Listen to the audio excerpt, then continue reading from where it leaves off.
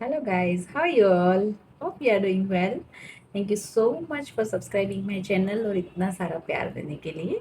आज का जो हमारा टॉपिक है ये है कि आध्यात्मिकता जीवन में क्यों ज़रूरी है।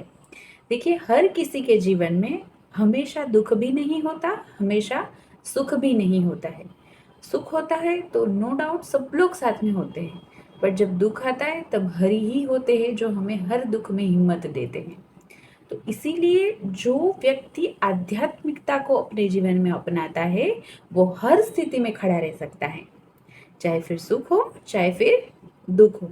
और ये हमें पता ही है और हम अपने बड़ों से भी सुनते आ रहे हैं कि हमें हमेशा जीवन में ना तो सुख मिलने वाला है, ना ही जीवन में हमेशा दुख मिलने वाला है।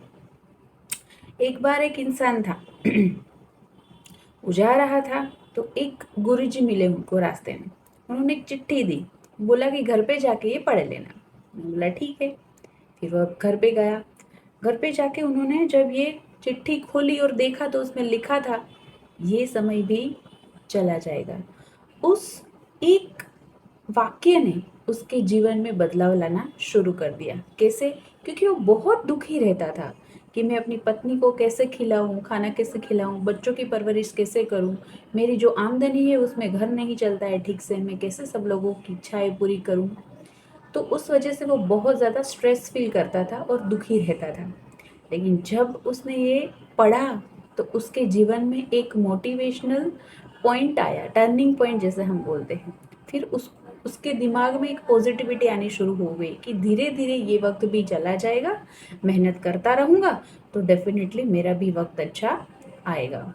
और फिर वाकई में ऐसा हुआ कि थोड़ा थोड़ा दिन जब जाते गए तो वो मेहनत की वजह से आगे बढ़ता गया, आगे बढ़ता गया, और एक दिन वो उसमें सफल रहा।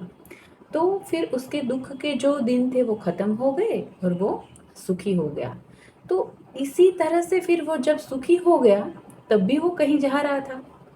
रास्ते में फिर से वो गुरुजी उनको मिले। फिर से उन्होंने एक चिट्ठी दी और बोला कि घर पे जाके पढ़ लेना। मैंने बोला ठीक है। फिर वो घर पे गया।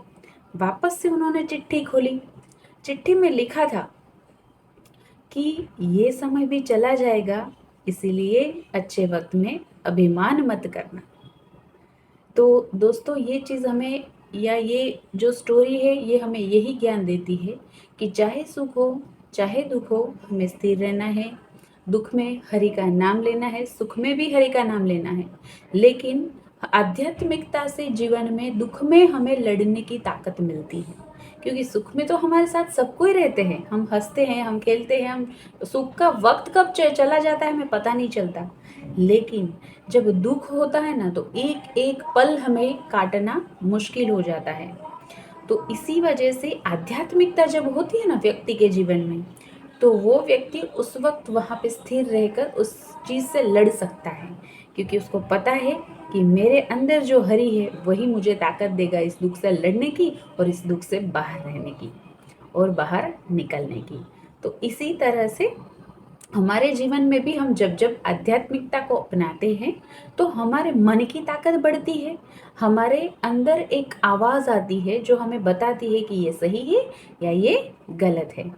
तो इस वजह से हमें एक मार्गदर्शन मिलता है, हमारे अंदर की शक्ति मजबूत होती है और हमारा भगवान के प्रति प्रेम भी बढ़ता है।